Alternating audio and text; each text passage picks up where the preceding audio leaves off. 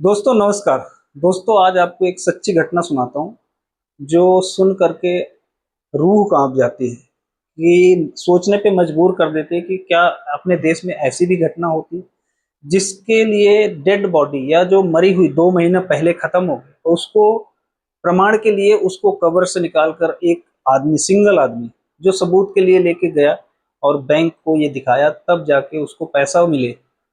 तो सच्ची घटना है ये, उड़ीसा के जो ब्योझर डिस्ट्रिक्ट है, ब्योझर डिस्ट्रिक्ट में पटाला करके ब्लॉक है। पटाला ब्लॉक में डियानली करके एक गांव है। डियानली गांव है, डियानली गांव है जिसमें जिसमें ये जीतू मुंडा करके व्यक्ति रहता है। और जीतू मुंडा की एक बहन होती है जो कालरा मुंडा करके नाम था, और वो 26 जनवरी 2026 इसी 2026 जनवरी को वो खत्म हो गई। और उसके खत्म होने के बाद उसका क्रियाकाम जो भी किया, उसके कुछ दिन के बाद अब वो भाई उसके घर जाता है और उस घर में जा कर के उसके सामान को देखना चालू करता है जो उसने एक एक करके इकट्ठा किया था अपने घर को बनाने में, संवारने में।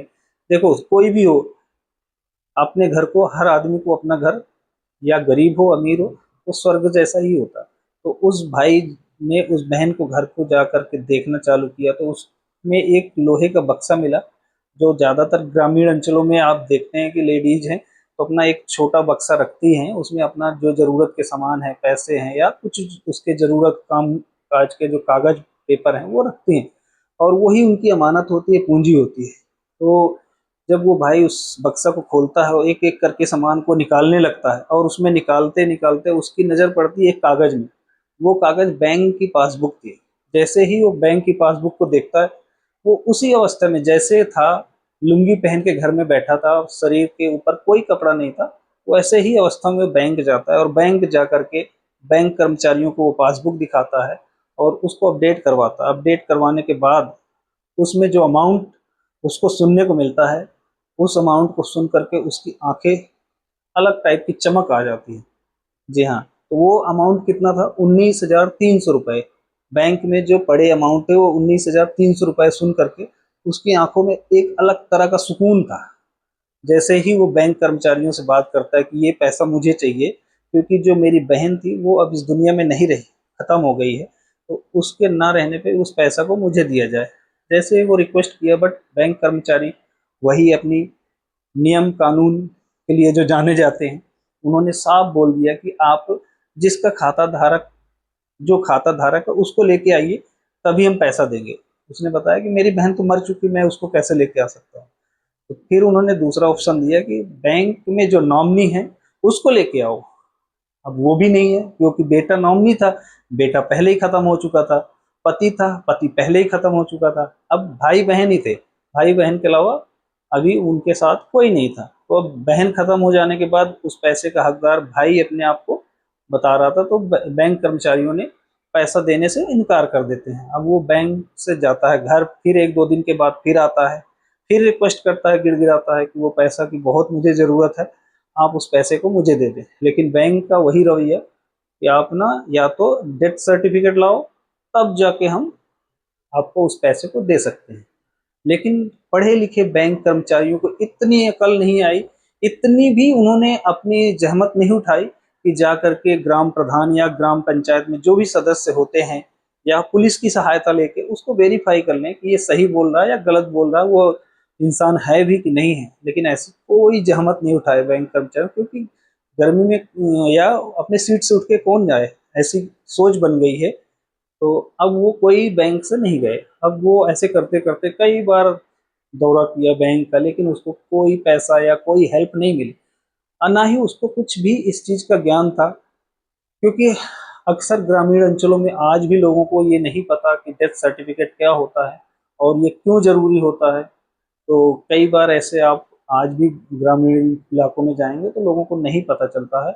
ये वैसे भी आदिवासी समाज से थे, तो ऐसा सोच सकते हैं कि हम शायद उनको ना भी पता रहा हो, पढ़ा लिखा ना होने की वजह से शायद हम इस चीज़ को क्यों ना एक्सेप्ट भी कर सकते हैं।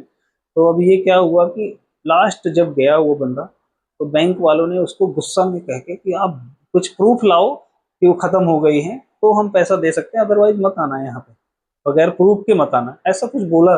और उस बंदे को कुछ भी नहीं सूझा, किसी से कुछ भी डिस्कशन नहीं किया, अब सीधा वो फावड़ा उठाता, कुदाल उठाता और पहुंच जाता है जहाँ पे बहन को दफनाया गया था। सीधे वहीं पे जाता है और बहन की कब्रिस्तान जो थी उसको खोद के उस डेड बॉडी को निकालता है, और निकाल करके एक गनी बैग जो बोरी होती प्लास्टिक, उसको सर वाला धड़ जो है आधा हिस्सा वो बोरी के अंदर डालता है और उसको यहाँ पे कंधे में रख के चल देता है। और पैर का जो हिस्सा है, दोनों पैर नीचे लटक रहे हैं, तो जब लटक रहे हैं तो नॉर्मली हर आदमी देख के ये समझ गया था कि ये जरूर माइंड से डिस्टर्ब है, तभी इस तरह की कोई डेड बॉडी लेके जा रहा है। और लोगों ने उसकी वीडियो भी बना लिया, वीडियो बना के सोशल मीडिया पे भी डाल दिया। अब क्या होता है, 3 किलोमीटर वहां से दूरी थी बैंक की, अब लोगों का पीछे हुजूम इकट्ठा जा रहा है उसके पीछे पीछे। लोग ये जानना चाहते थे कि ये जा कहाँ रहा है, और ये ऐसी क्या बात है जो ये डेड बॉडी लेके जा रहा है और कहाँ जा रहा है। तो सीधे जाता है वो बैंक, बैंक के सामने कर्मचारियों के रख देता है और बोलता है कि ये रही मेरी बहन की डेड बॉडी और ये है सबूत कि बहन मेरी खत्म हो गई।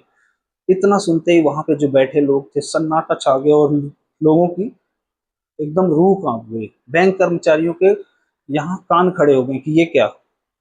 जो इतने दिन से वो गिड़गिड़ाता था, अपनी कुर्सी छोड़ने को तैयार नहीं थे, आज सब कुर्सी छोड़ के खड़े हैं और सोचने को मजबूर हो गए।